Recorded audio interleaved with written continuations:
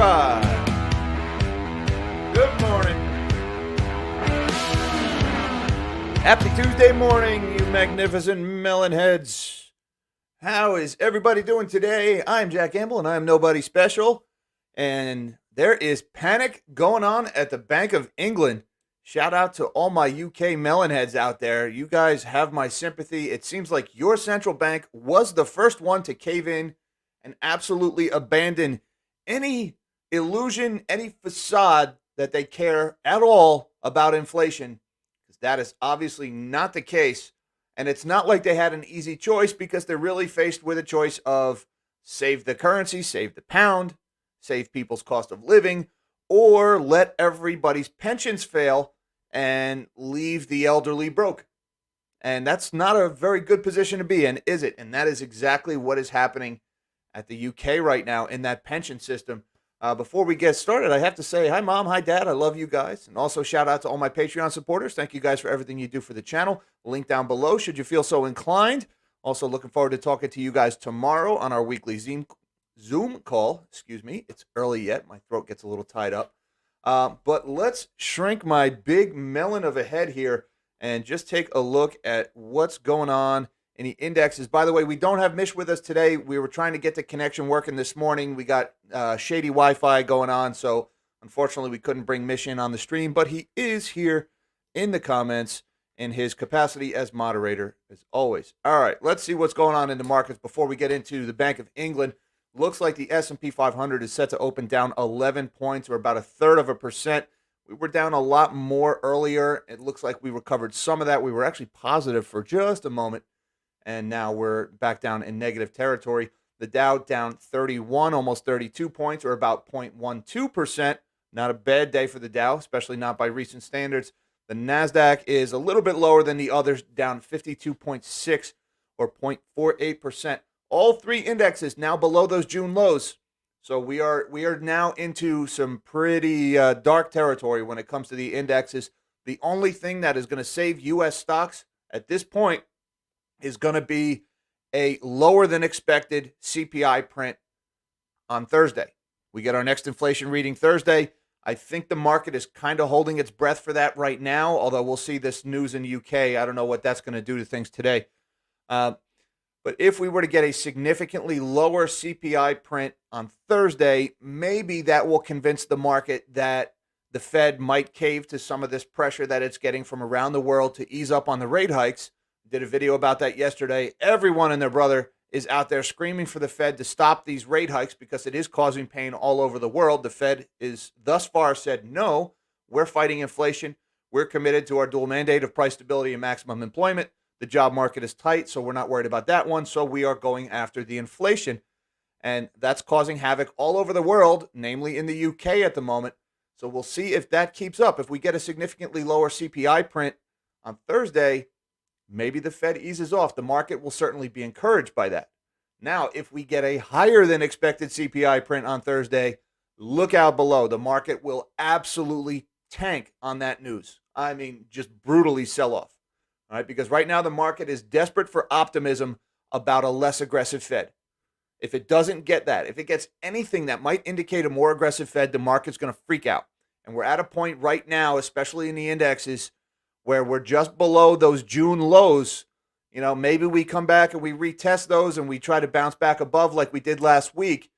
But any significantly downward moves from here, there's no support for a long way down, technically speaking. So, you know, when I said look out below, don't look down a lot in my recent live streams, yeah, that's we're in a precarious position when it comes to stocks. And remember, the Fed, they sold all their stocks back in August to eliminate the appearance of any conflict of interest. So they don't care if they crash the stock market. A lot of people are out there saying, no, the Fed's not going to crash our 401ks. Watch them do it. They will. It is not their 401k. Remember, they already cashed out. So they will not hesitate to crash your 401k. They've done it before. They'll do it again. All right. Let's take a real quick look at commodities right now. Looks like we got a mixed bag in the commodity space. Gold is up about $1.50 right now at $16.76. Silver is down about 20 cents at $19.42. We lost that 20 handle in silver. COMEX inventories of both metals continue to be drawn down. So we have this strange dynamic in play. Rising rates and deflationary market collapses are both very bad for metal prices, but at the same time, that inventory is getting so tight. Supply and demand still applies here. So there's two very powerful forces at work in the precious metal space here. We got to keep an eye on those. My gut still tells me silver is going sharply lower before it bounces hard and then moves sharply higher afterward. I still think we get a big hard sell off with silver along with everything else. And this news in the UK obviously just reinforces that. Crude oil, West Texas Intermediate at 89.41, down a buck 70. We've had a little bit of pullback from the highs last week. I guess that's to be expected. We'll look a little bit more at oil prices today. Brent is at 94.54, also down about a buck and a half. The rest of the commodity space is a mixed bag. Base metals are down. Interestingly, we had a big move in wheat yesterday in the grain markets. I think that has a lot to do with the escalation of the situation in Ukraine. That's driving wheat prices higher. Maybe there's doubt about this agreement between the UN and the Russians about allowing the grain shipments out of the UK, out of the Black Sea. We'll see if that holds. Right now, wheat is at 923. U.S. corn also higher yesterday, now at 697, just below that 700 level. The DXY, or the U.S. dollar index, is down just a tick this morning, although not much, sitting at 113.08. And again, I've been talking a lot about on this channel recently how the dollar is kind of ruling the day right now. Just about every trade is a dollar trade at this point. All right, if the dollar goes higher, stocks go down, commodities go down, Bitcoin goes down, gold, silver go down. If the dollar goes lower, stocks go up, gold, silver goes up, commodities go up, just about everything goes up. So it's really a binary dollar trade right now because everything is traded in dollars, and the dollar is so freaking strong right now, and the rest of the globe continues to debase their currencies, sending the dollar stronger. So this may be the way of things right now. What we're seeing is asset deflation caused by this stronger dollar, and it's kind of hard. It's hard to use words like deflation when we're looking at high inflation at the same time. But this is a very unusual position. We've never been in a market like this where we've got, relative to other currencies, a very strong dollar, and that's causing asset price deflation. Stocks, bonds, houses are all starting to go down. And yet the price of everything we need to live is still going up, driven mainly by geopolitical tensions and shortages and the supply chain breaking down, but also, all the quantitative easing and the money printing that was done during the unfortunate health situation. So we have this double price action going on right now. This is really a unique period. There's never been anything quite like it. Looking at the bond market right now, looks like yields are higher mostly across the board right now. U.S. 10-year is now at 3.92, getting back near that 4% mark, and really just higher across the board right now. Looks like the 2-year and the 3-year being the exception.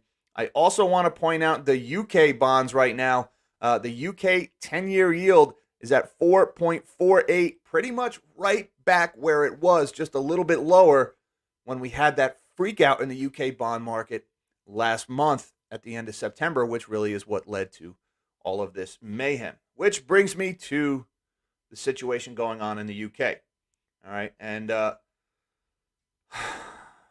we all know I did that video a couple of weeks ago about what was going on with the gilt market. The gilt is the UK's 10-year bond. All right, that's their long-dated bonds. I don't want to rehash that whole video. It was a really difficult video to make. I was trying very hard to put this situation with this liability-driven investment technique that's used in the UK. It's also used in the US. So if you want to go back and check out that video, you can. I'm not going to reiterate that whole thing. I just don't have time to rehash that whole video. But really what happened was, because yields were rising and because of these levered instruments that the pension funds have been forced to use to make up for lost time because they were underfunded and their liabilities were blowing up higher, they had to take out these very risky rate swap instruments. And as long as interest rates were going down, they were doing well and they were fully funded and they were committed to fighting climate change and unicorns and rainbows. Everything was good. Well, at the beginning of this year, rates started going higher and these rate swaps started losing money. And it got to the point where they were losing so much money that they got margin called. And the only way the pension funds could raise cash to keep these trades alive was by selling their gilts, which drives the interest rates even higher, which makes the margin calls even worse. and it got into this feedback loop. All right, so that's what started at the end of September. The Bank of England announced that they had to step in. They didn't call it quantitative easing, but it was QE, folks. They were printing money and they were buying bonds with it. It's QE. If it looks like a QE, it quacks like a QE, it's a QE.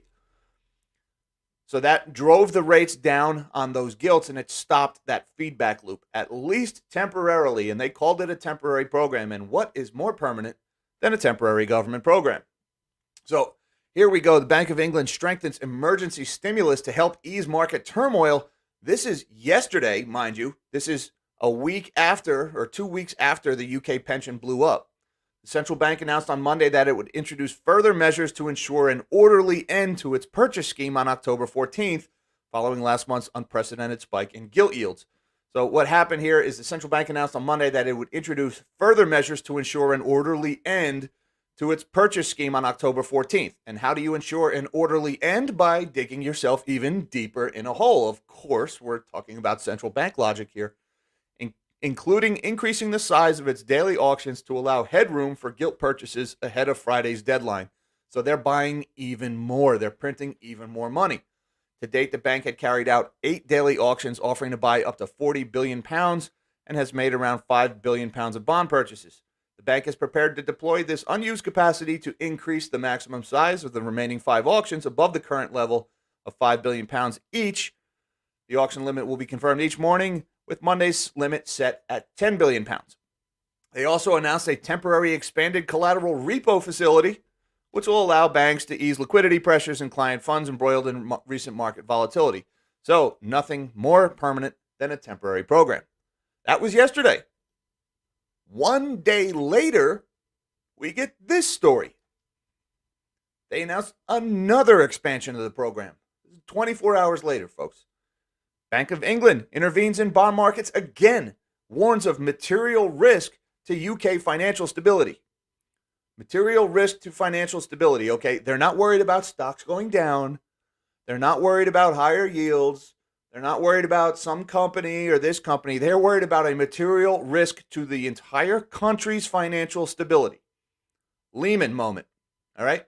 Lehman moment. That's what this is. That expression, Lehman moment, has become so cliche and so overused lately. I get it.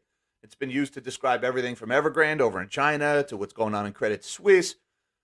But this is a Lehman moment. The pensions in the country, in the whole country, are on the brink of failure, and the bank is having to print more and more money to stop it. Dysfunction in this market and the prospects of self-reinforcing fire sale dynamics pose a material risk to UK financial stability, the Bank of England warned. The move marks the second expansion of the central bank's extraordinary rescue package in as many days, and it increases the limit for its daily gilt purchases on Monday ahead of the planned end of the purchase scheme. And they keep talking about ahead of the planned end of the purchase scheme. All right. 2 days in a row, they've had to increase the scale of the purchase scheme, and they're still talking about this farce that they're going to end it in just a couple of days. Not going to happen. It's not going to happen. If you need to increase it every day, you know, it's like an addict who's saying, oh, just one more, but I'm going to quit tomorrow. It never works that way, folks. It never works that way. The Bank of England on Tuesday announced an expansion of its emergency bond buying operation as it looks to restore order to the country's chaotic bond market. The central bank said it will widen its purchase of UK government bonds known as gilts to include index-linked gilts from October 11th to 14th. So index-linked gilts are basically these kind of like TIPS here in the States. They're inflation-protected bonds. So just to rehash everything, early September, the pension system starts to break. They're hours away from failure. The central bank announces a temporary program. They step in and they start buying these gilts, $5 billion a day. That stops the bleeding temporarily. A couple of days later, now yesterday on October 10th, yields are rising again. They're right back where they started. They say we're doubling the amount. We're going from $5 billion a day to $10 billion a day. And then a day later, they expand the program to say now we're not just buying these 10-year gilts. Now we're going to buy the inflation-protected gilts also.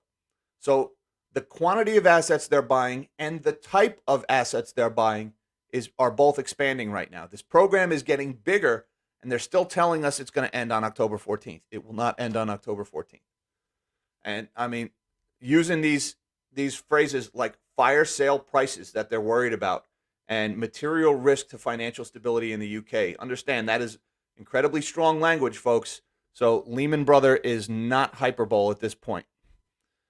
And I want to send a shout out to my friend, Mr. Mike Binder from Robin RC Models. Thank you, Mike, very much for the super chat, sir. I appreciate the support of the channel. He says, what's a high CPI? Is 7.x good? Rhetorical. Well, I'll tell you, yes, a 7 handle will be viewed by the market as good. And there's probably a good chance we get a 7 handle. We probably get a technical bounce and people wake up when earnings, losings likely, come in end of October.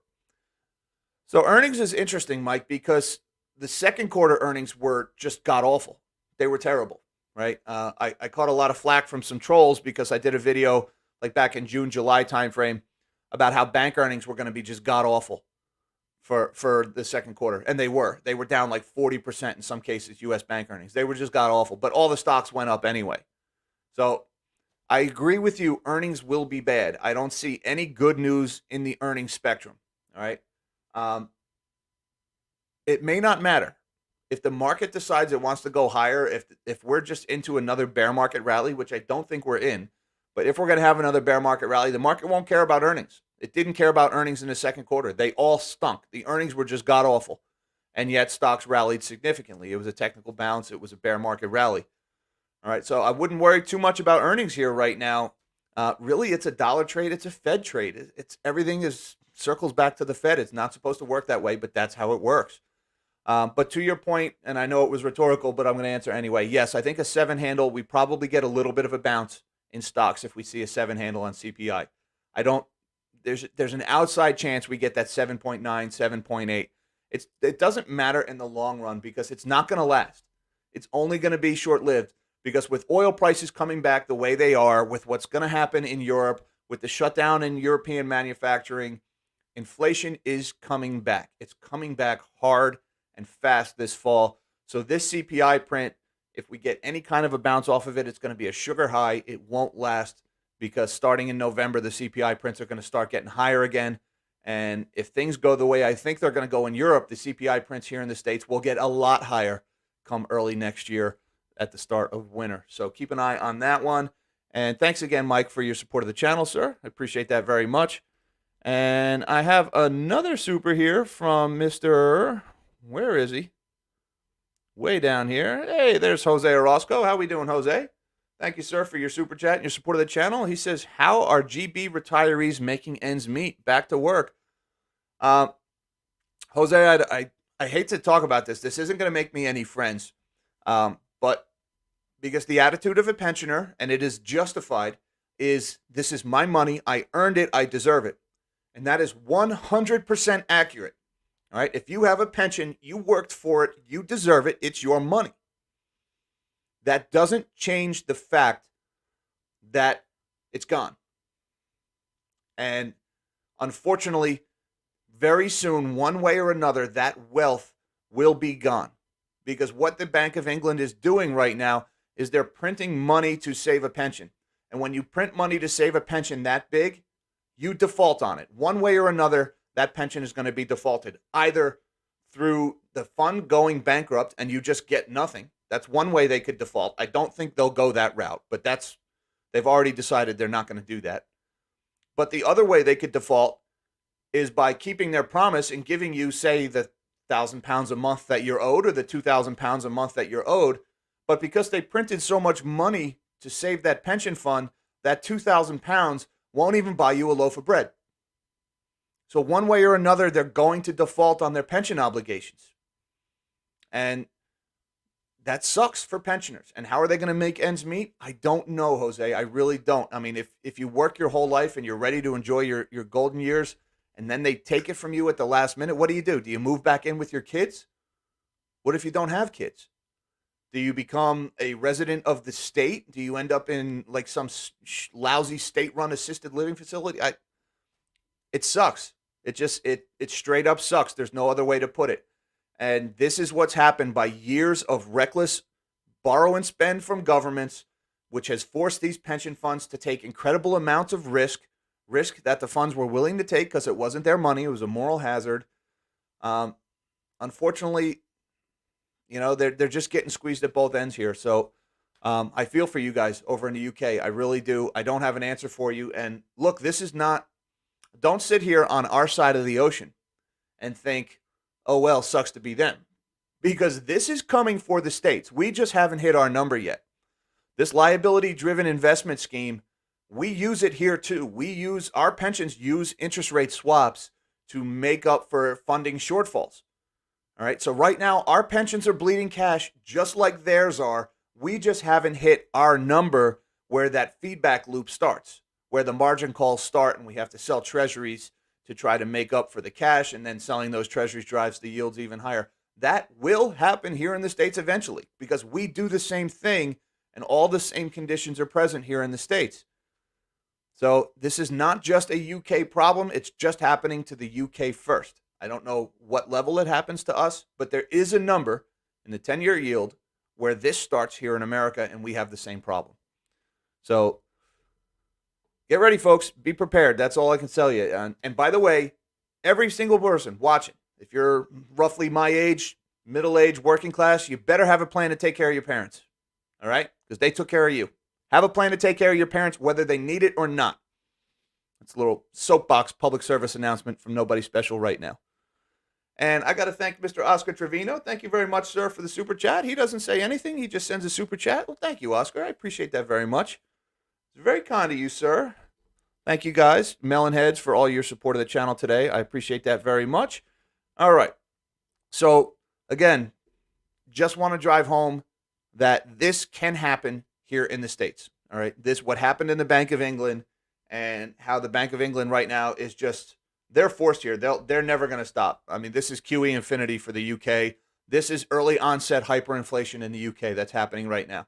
And they haven't even really started printing money to buy energy yet. So not a whole lot of good things are going to happen in the UK economically over the next few months.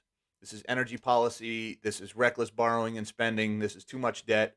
All of that. And it's all coming home to roost all at once.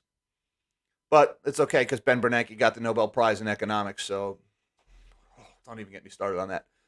All right, guys. It is 9:37. The markets are open. So we are going to close out the futures. And let's see what's going on in the indexes. Ouch. Looks like a big red candle down right at the open here.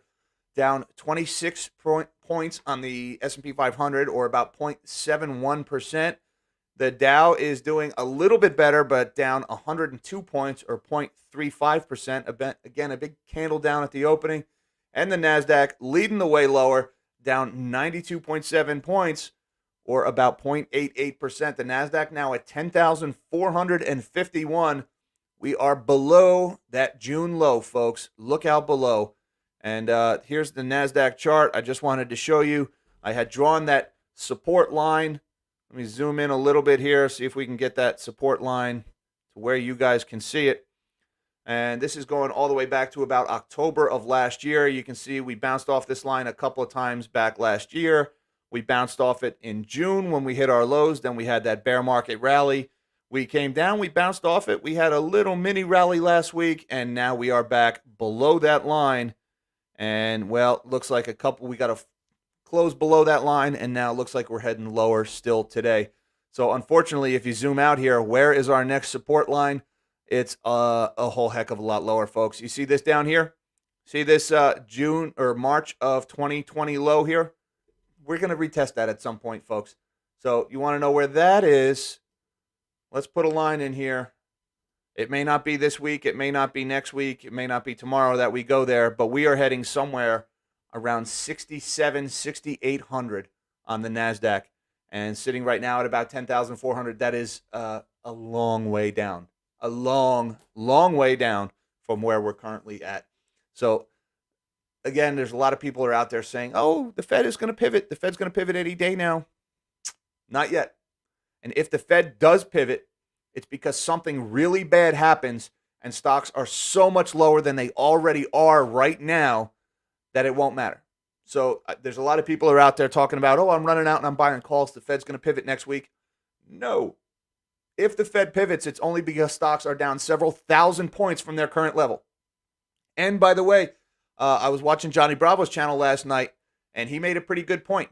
The market does not bottom the day the Fed pivots. The market doesn't bottom for a couple of days, weeks after the Fed pivots. So it keeps going down after that announcement happens. And sometimes there are weeks between the end of the hiking and the beginning of the easing. So don't go piling in. Not a financial advisor, not financial advice. But folks, don't go piling into calls right now thinking the Fed is going to ride in on a white horse and save your YOLO trade, because it ain't happening, folks. It just ain't happening. Markets are going lower in the short term. Only thing that can save it, again, is a higher CPI or a lower CPI print coming in on Thursday. We get a 7 handle, we'll probably get a bounce in stocks. It won't be a very big bounce because, well, they're bailing out the pensions again in the UK. We have GSIB banks about to fail over in Switzerland.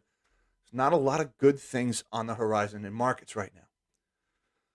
Speaking of not a lot of good things, let's talk about oil right now. It's down a little bit after a ripping rally that it had last week. I would expect a little bit of a bounce here because nothing goes up forever. And we had, 1, 2, 3, 4, 5, 6, 7 days in a row of green candles in oil. So I think we were due for a little bit of a pullback. I don't think the fundamental story in oil has changed one bit. I think oil is heading higher. It doesn't matter if they announce 10 more days of SPR dumps or 20 more days of SPR dumps. That's not going to change the fact that the OPEC group just came out, or OPEC Plus came out and said we're cutting by 2 million barrels. It's only going to end up being about 800,000 barrels in effect, but it's still a sizable cut. Sooner or later, the SPR dumping stops. It's going to get cold in Europe. That's causing fuel switching from natural gas over to oil. So there's going to be somewhere around another 600,000 barrels per day of demand. That's baseline. It could be a lot worse than that. And on top of that, OPEC could come back next month and announce another 2 million barrels cut. They could keep doing that. There's nothing in the rule book here. I'm looking at the rule book. No, there's nothing here that says they can't just cut again. Right? So there is a price war going on. This could very easily turn into another 1970s oil embargo. And right now, we're doing nothing to increase the supply of oil in the West. Understand, we are doing zero. We're just dumping SPR faster. We're not poking any more holes in the ground. We're not greenlighting any new pipelines, any new facilities, any new refineries. We are doing nothing to develop more energy supply. There is an energy war being waged on us, the West, and you could speculate about whether we deserve it or not. It's a perfectly legitimate argument to make. I'm not saying we're saints here in the West. We are clearly not. But when somebody is waging war on you, do something. Pump more oil. And, well, here's our big plan. U.S. officials plan to push for a price cap on Russian oil at this week's IMF meetings. Brilliant. Price caps on oil that they're not allowed to sell to you already. Why didn't I think of that? And, folks, for the 1,015,000th time said on this channel, price controls don't work. Price controls never work. We don't buy this oil anyway, so what's the point of a price cap on it? This isn't going to do anything. This is a pointless political gesture that will accomplish nothing. I guess it makes it look like they're doing something. I don't know what they're thinking, but price caps on Russian oil, not going to work. OPEC has already established that they are in control of price, not the West. And thanks again, Mike Bender from Robin RC Models, who says, do you think the Fed pivots because of stock prices? No, I do not. It looks like we agree, Mike. He says, I don't. Something financial has to break. They're literally trying to get unemployment higher. You're right, Mike. I don't think they will save the stock market. They have no reason to want to save the stock market. Remember, they sold their stocks. They will only intervene in markets to stop a liquidity crisis. All right. If there is some kind of fundamental breakdown in the trading of U.S. Treasuries, that will get the Fed to step in. It won't be to save your IRA. It won't be to save your 401k, maybe not even your pension. But they will step in to restore liquidity if there is a freezing in credit markets. It means if the U.S. Treasury market stops functioning, they'll step in to do that. We're showing early signs of that right now, but it's still a long way off. And something I've mentioned on this channel before, there is $2.2 trillion of liquidity that already exists. It's outside the financial system. It's in reverse repos right now. The Fed could steer this market into the Treasury market by eliminating the interest that it's paying on that or by winding down this program. So it's possible that they can bail out the Treasury market through the reverse repos without doing anything to save stocks. All right, so keep that in mind. And this has not even begun to draw down yet. So the Fed still has $2.2 trillion worth of emergency liquidity that they could use at any time. They still haven't started using it. When we see that start to tick down in a meaningful way, that means the clock has started on the pivot. Until we see this chart coming down significantly, no pivot anytime soon. Thanks again, Mike, for the support of the channel, sir, as always. And Jose is back. Jose says, Jack, where can I find the chart that tracks credit use? I don't know the one off the top of my head. There's a lot of different variants of credit at the St. Louis Fed in the charts. So what I will do, Jose, I am going to write this one down, and I will post it in the comments after this stream is done, and I'll pin it to the top so you can see it, because there's a lot of different ones. I want to make sure I pick the right one that tracks the total amount of credit card use. There's a lot of different ones. You got to be careful of the variations on the Federal Reserve websites. And I just can't think of the one off the top of my head, but I will post that in the comments for you. Thank you very much, Jose, for the support of the channel as always. Again, look for that one.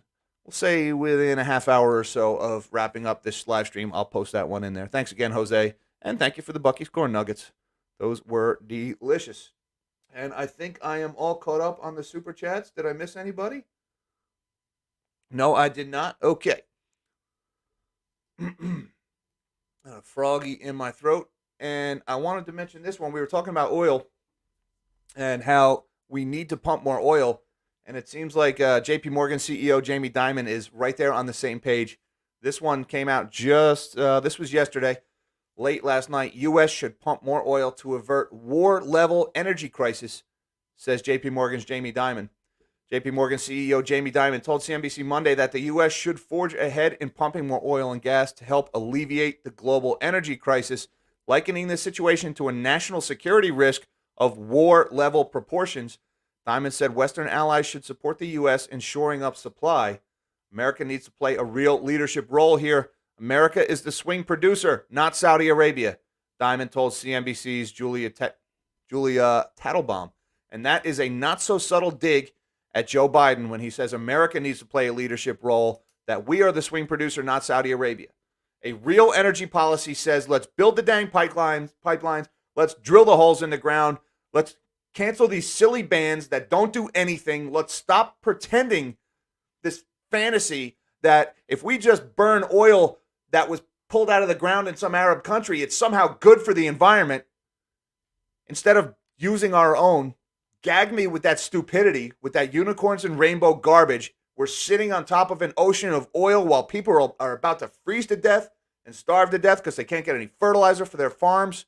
It is inexcusable that we are not developing our own energy. Inexcusable. I don't care about your climate goals. People are going to starve. The climate thing might happen in 100 years. It might. I'm not saying it won't, but people will starve to death this year. People will freeze to death this year if you don't get the oil out of the ground.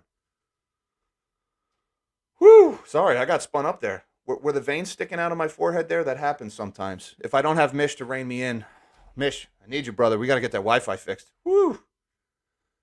Anyways, he says here, this should be treated almost as a matter of war at this point, nothing short of that. And look, I am not by any measure the president of the Jamie Dimon fan club, all right? He represents the head of JP Morgan, the institution that has been rigging the price of precious metals for decades. All right. As far as precious metal goes, public enemy number one. But Jamie Dimon is right on the money here, folks. We need to be pumping more oil, not begging our geopolitical rivals for more. That is not a good energy policy. And where are you, Dakota? Oh, wrong one there. Sorry, Princess Consuela. That was the one. This is the one I meant to bring up there. Thank you, Mr. Dakota Prairie, for your super chat, sir, and your support of the channel. He says, love your commentary. Well, I appreciate that, Dakota Prairie. I hope the algo doesn't disagree with you. I may have just gotten myself in trouble again with my rant about energy policy. We'll see if I live to regret that one. Sometimes when I go off half-cocked like that, the algorithm doesn't like what I say, and they start to, well, let's just say my channel doesn't get discovered very much if I do things like that. But thank you, Dakota Prairie. I really appreciate the support of the channel and the kind words, sir. And all right, there's another big story I wanted to talk about. I know we're getting a little late here, but we're gonna cover this one because this is a big story right now.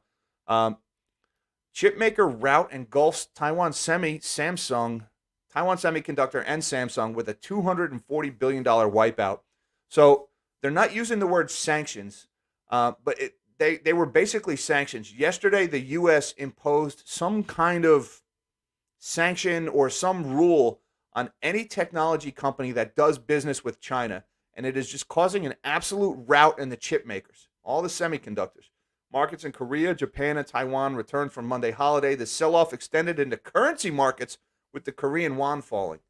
All right, so a country like South Korea, a country like Taiwan, where chip manufacturing is a major portion of their GDP, this sanction, not sanction, whatever you want to call it, that we have put on these Chinese companies and companies that do business with Chinese companies has had such a big effect on those countries that it's actually affecting their currency. So this is a big deal. Asia's top chip stocks tumbled on Tuesday, ensnared in an escalating U.S.-China tech race that has erased more than $240 billion from the sector's global market value. Taiwan Semiconductor, the world's largest contract chip maker, plunged a record 8.3%, while Samsung Electronics and Tokyo Electron also declined. The sell-off spread to the foreign exchange market as investors tallied up the damage from the sweeping curbs the U.S. is imposing on companies that conduct technology business with China. And you can see this in a lot of our chip makers here. Here's NVIDIA, down another 1.63% today.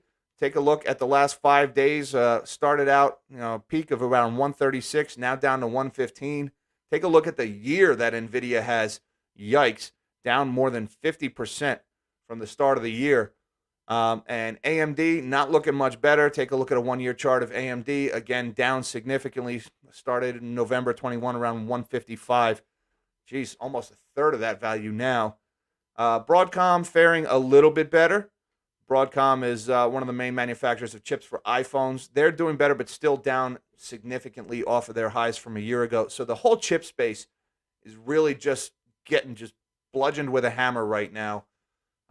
This is the technology race between China and the U.S. This is this phenomenon of deglobalization that I've been talking about as these countries drift closer and closer towards kinetic conflict, towards war. It's getting harder for the businesses caught between the two countries.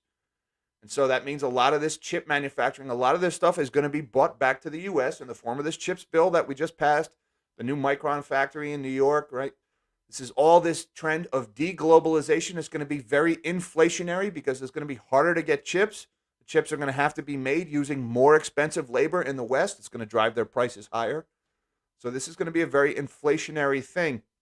And I also want to add that I think this has a lot to do with what's going on in Ukraine also, because I know there was a big slowdown. If you follow like Ryan McBeth or Task and Purpose, some of these military channels on YouTube, there was a lot of commentary about how the Russians fired off a lot of their smart munitions earlier in the war, and then they started using their dumb munitions, like their unguided artillery, right? The stuff without the chips in it.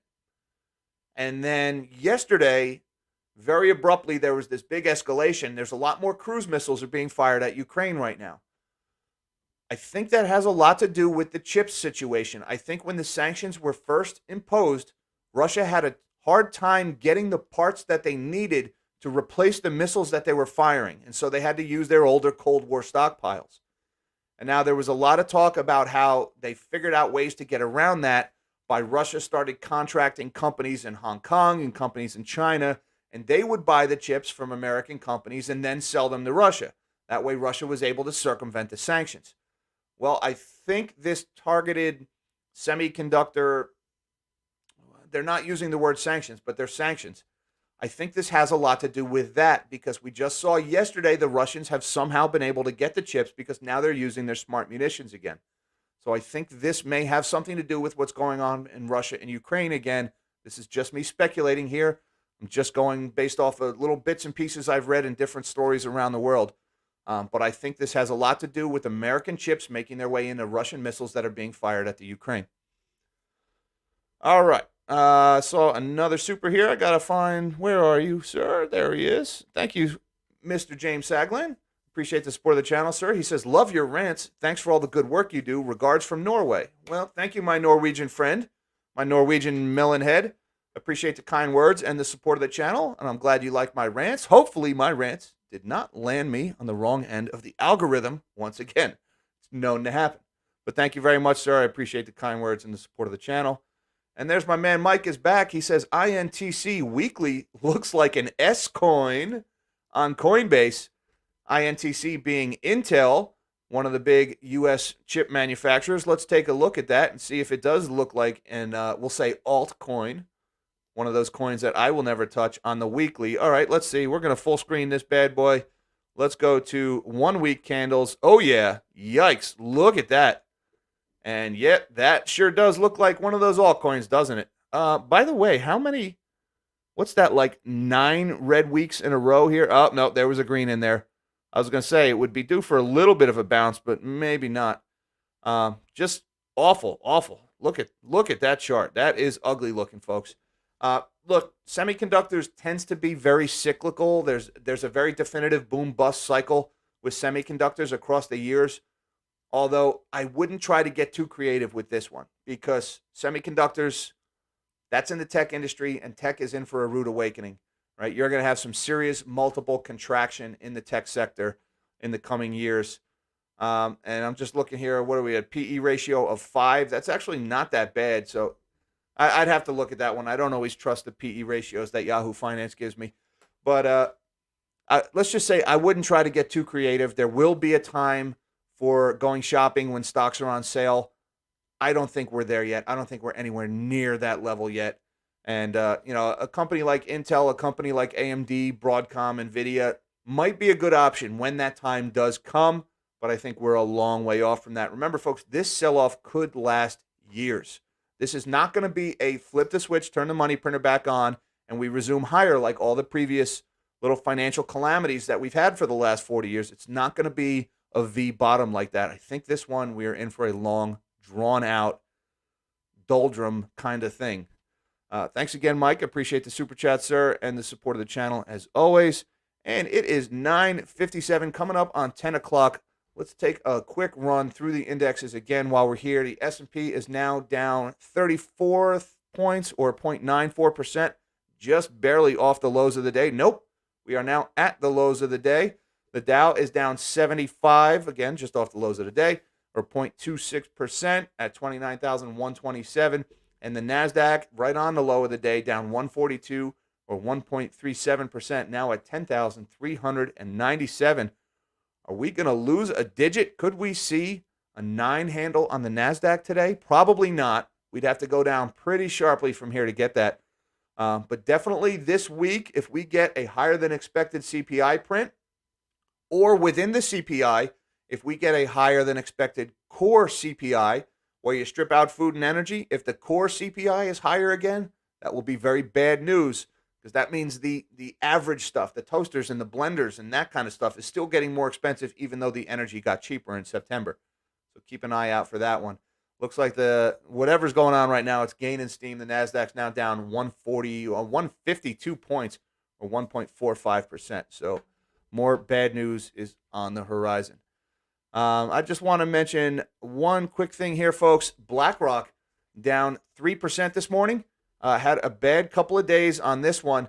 And what's going on in BlackRock? Something, actually, I was really excited to see this. And I did kind of predict this. I've been saying for a while that by the end of this winter, ESG may be a 4-letter word. And we're starting to see a little bit of that. It's only on the political end right now. But I think we may see this start to go mainstream. U.S. Republicans pull $1 billion from BlackRock over ESG investing concerns. State treasurers are punishing the asset managers for pursuing policies allegedly hostile to fossil fuel industry. How is it allegedly hostile to the fossil fuel industry? These people, Larry Fink, Klaus, all these ESG, they have said their goal is to end fossil fuel use, and that they will punish anybody who bankrolls fossil fuel use. This is their words. This is not allegedly hostile to fossil fuels. This is overtly belligerent towards fossil fuels. And now that they're starting to cost them money, now they're like, Oh, it's allegedly hostile to fossil fuels. We didn't really mean it. Gosh, we're sorry. Please don't take our money. Amazing how their tune changes when it's their money that is at risk. Keep in mind, people like BlackRock, Larry Fink, Vanguard, all these ESG outfits, they are using your money, my money, our money. They're using it for extortion purposes to get their political will imposed on the whole world. And that's where this energy crisis is coming from. All right, yeah, it's the war and it's the deglobalization and it's the money printing. Absolutely. Those are all factors here. But ESG investing is the reason why there is nothing we can do in the ultra short term to get any more oil and gas out of the ground. Because for years, they starved the industry of any capex. And, I just want to read this here. BlackRock has lost more than $1 billion in asset management business in the U.S. as Republican states upset with the company's green investing policies, withdrawals that have become a political problem but have not dented the company's revenues. Yeah, right. You can't lose assets under management without losing revenue. It's not how that works. In an interview with the Financial Times, South Carolina State Treasurer Curtis Loftus said he would pull $200 million from BlackRock by the end of the year. Louisiana Treasurer John Schroeder said last week that he was withdrawing $794 million from BlackRock. Utah's Treasurer Marlo Oaks said he was liquidating $100 million in BlackRock, and Arkansas reportedly pulled $125 million this year. Texas is also on the list. Texas led this charge when they first started targeting BlackRock a few months ago. So one by one, states are pulling their money. I wonder how long before companies start doing the same thing.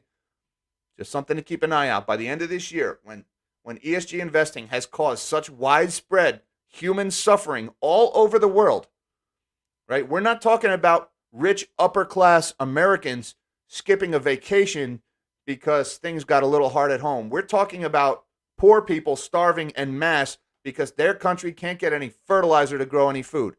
Sri Lanka. There's already riots all over the world caused by this cost of living, and it hasn't even started getting cold in the northern hemisphere yet. Just wait, folks. It's going to get really bad in Europe right now. And it looks like the press is so far steering the narrative. They're saying, oh, it's because of tax cuts in the UK, or it's because the oil companies are greedy. Yeah, the oil companies, they suddenly became greedy, right? It just happened this year. They weren't greedy last year. Now they're greedy. So we'll see if that narrative holds. We'll see if that doesn't insult people's intelligence a little bit too much, right? When you look at gas prices in California, do you think, wow, the oil companies, they're just greedier in California than they are in Utah? Is that what people think, really? Because that's what they're being told by the press. That's what Gavin Newsom is telling people. It's because the greedy companies. I guess they're just greedier in California than they are in Utah. I don't know. And I have to say a big thank you to Mr. Roger Campos. The super sticker is not showing up over on StreamYard, but he shows a little dancing lemon head.